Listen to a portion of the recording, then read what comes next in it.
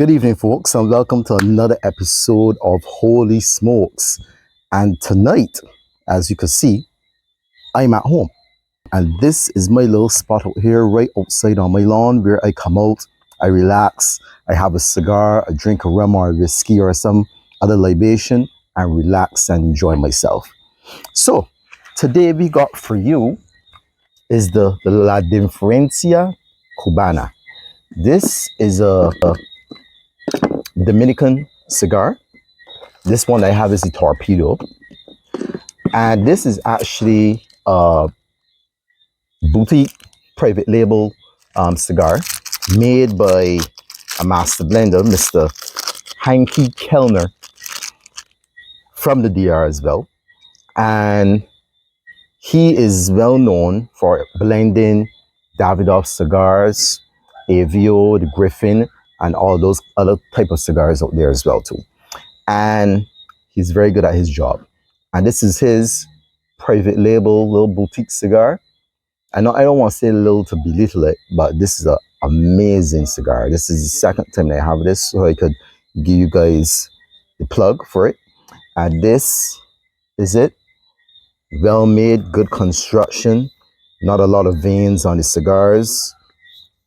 And the band is really nice as well, very pretty. Nice pretty band, if you can see that there. And it's a well constructed cigar. And today what we're going to pair it with is the Flor de Cana rum. This is from Nicaragua. And this company is a family owned company that was around since 1890. And the distilleries was like blended at the base of a volcano. Yeah, in Nicaragua. Don't ask me why you decided to put your stuff there, but yeah, that's it. So this is the Flor de Cana rum, and this one is called the Eco because it's made sustainably, so they say. But I think it's an amazing rum. I like the Flor de Cana. Any rum from Flor de Cana I really like. I like the 15-year-old as well too. You get this in the 15. Pour myself a nice Bishop. And let me just try this here first. Now, as you will see my bottle looking wet.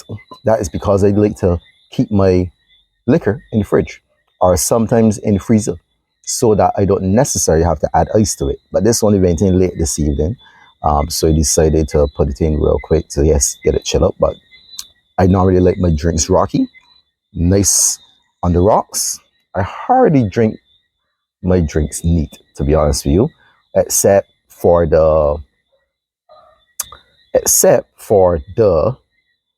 Four Square series rums. I would drink that with maybe just one block of ice. Just one block of ice, or one of those, what you call the whiskey cubes that you just put in your freezer. And then you take it out, put it in your glass, pour your whiskey on it, and it kind of works like an ice cube, but without diluting your drink. So you can check those out if you guys want any of those. Those are the whiskey cubes. So the La Diferencia Cubana cigar, I find it to be very, very creamy cigar. I mean, you could kind of tell from even the wrapper that this is going to be a cream cigar. But some people say that this is a mild cigar, not medium, I would say. But to me, almost like a medium to full. Medium to full.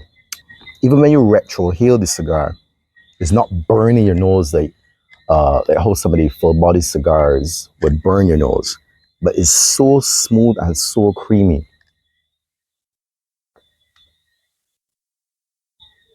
Not too much spice, so not too overpowering. So that way I can pair it with a nice rum. So I don't know about you guys, but as I said, this is my outdoor space. This is very calm. This is where I reside most nights, outside here on my lawn. Obviously without the lights and all the fancy stuff. But this is where I reside at night. So you guys tell me, where do you reside when it comes to smoking a cigar? Some people prefer to go to the cigar lounge. Some people will have a balcony. Some people go to the beach, park, etc., driving in your car. Some people, however you want to have your cigar is entirely up to you. But I like to have mine out here. If you listen carefully, you can hear the whistling frogs. It almost like a orchestra at night. So I will have my music playing. I got my drink. I got my cigar or cigars, because sometimes I will end up smoking 2 cigars in one night. Because as I'm going, I might be watching a film. I might be watching something on my projector, spotting on the wall, or I might be watching something on YouTube, or sometimes just what they call it, doom scrolling on Instagram, watching some silly videos or whatever the case is. But this is where I reside at night, outside, under the open heaven, whistling frogs in the bush, keeping so much noise as you could hear every now and again in the video. But it's like an orchestra, so you don't really even hear it because you become so accustomed to it. So whatever the deal for you, you can enjoy your cigar anywhere. So this is where I have my cigar. So this cigar really surprised me, because this box of cigars was 30 something US, and you get 20 cigars in the box. And that's because it was a special and what's not. But normally this cigar is quite expensive cigar, and it's very hard to find sometimes. But thank God, Cigar International had it, and they managed to snag it at a good price. And that's the other thing to remember, folks. Sometimes you might buy an expensive cigar and it tastes like absolute rubbish. And then you can buy a cheap cigar and it is amazing. And obviously, you got the obvious vice versa. You could buy a cheap cigar and it's absolute rubbish as well. You could buy an expensive cigar and it blows your mind.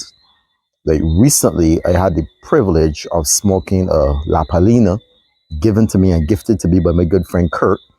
And big up yourself, Kurt.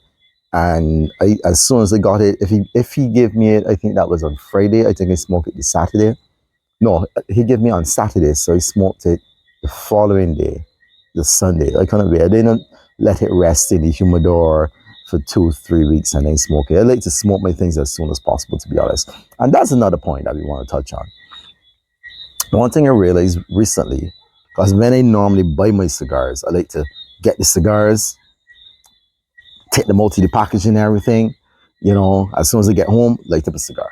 But recently, on 1 or 2 occasions, I had a cigar that I smoked too early, I would say, and the flavor was not there. But then when I went back after letting it settle in my humidor for a week or two, the flavor was amazing. So that's one other thing to remember too. Sometimes if you're buying cigars or you just bought it from your cigar lounge, it should be at its right humidity and everything. You could be able to take that home, smoke it now, smoke it on the road, whatever.